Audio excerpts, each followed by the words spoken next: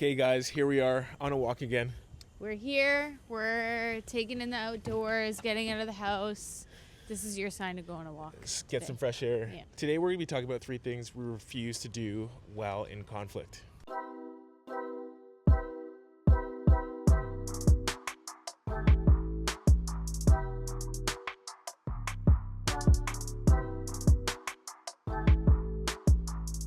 Right.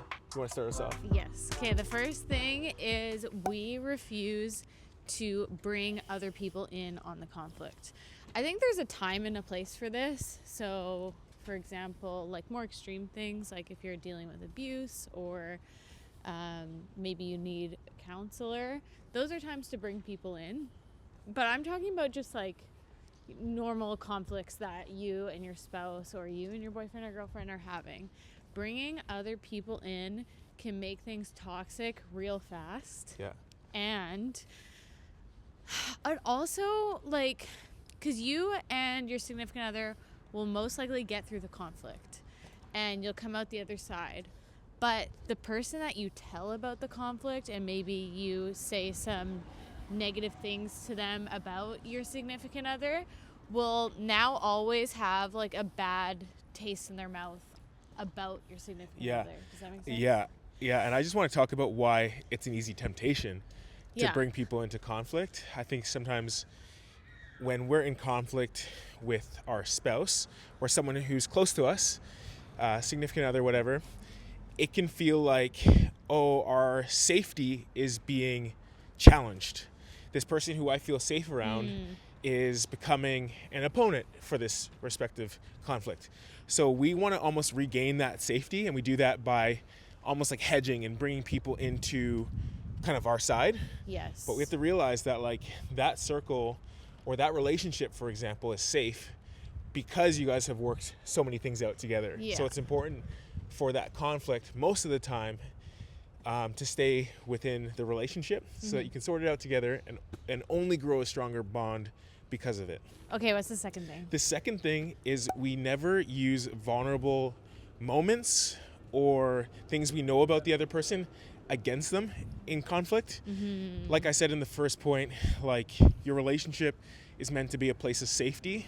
And so I protect that. We protect that even in conflict. So if she said something to me in vulnerability In 2 weeks ago, confidence. in confidence, Yeah. whatever, 2 weeks ago, I don't get to just bring it up in our conflict as a way to like one up her or make her feel like she lost or even to hurt her feelings. I think that sometimes people are scared to name that oftentimes when we're at our least healthy Yeah. in conflict, you actually want to hurt the other person. Yeah. And so it's not worth it.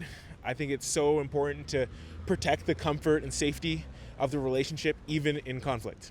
Yeah, and even if like that vulnerable thing that they mentioned to you is coming out and that's why the conflict is happening, it's more worth it to just observe that and not comment on it in the heat of the moment, and just really care for that person or figure out how you can get through the conflict without mentioning it.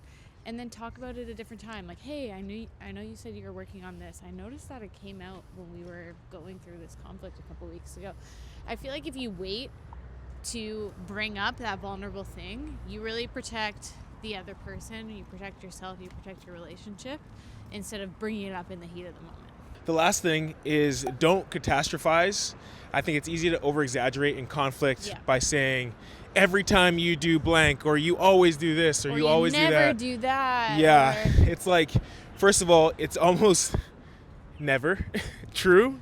It's often like just the best way for us to emphasize how frustrating it is for us. Yes, yeah, and it's so tempting. I don't know. I've been tempted to say that to you. Like, it's tempting to be like, every time I bring this up, you act like this or whatever. Yeah.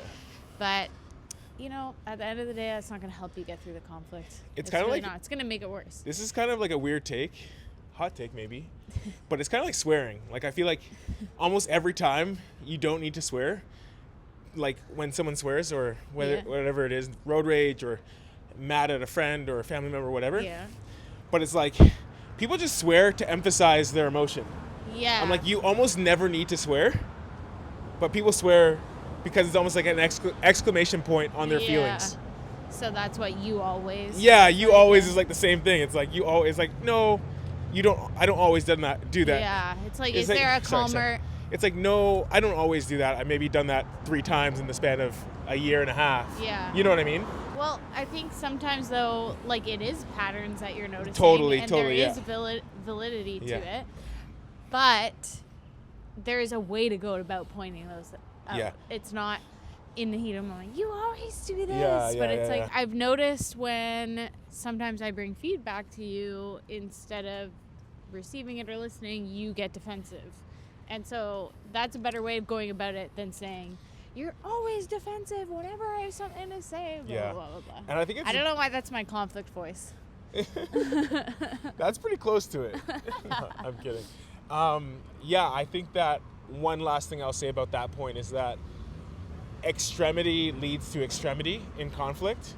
So if you're saying you always, and if you view a conflict like this, like you want to hold this for a second? If you view a conflict like a chart, and it's like you can keep a conflict here and almost solve it in like a very reasoned way, or you can like add things to the conflict or say things that make the conflict feel a bit more extreme.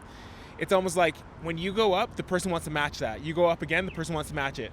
And it's like instead of having a calm, cool conversation, you're making the person feel more and more extreme. So our goal in conflict should be, okay, we love each other. Let's converse at this level instead of at this level, because this level doesn't end up in the right place. You get what I mean? I totally get what you mean. So those are 3 things that we refuse to do in conflict. And I wouldn't say we're perfect.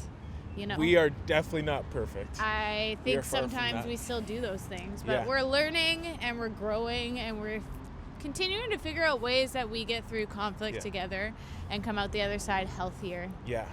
If you have any to-dos or not to-dos in terms of conflict, make sure to comment them below, because we want to continue to grow this community and learn from you as well. If you haven't already, make sure to like and subscribe. But with that, we will see you next week.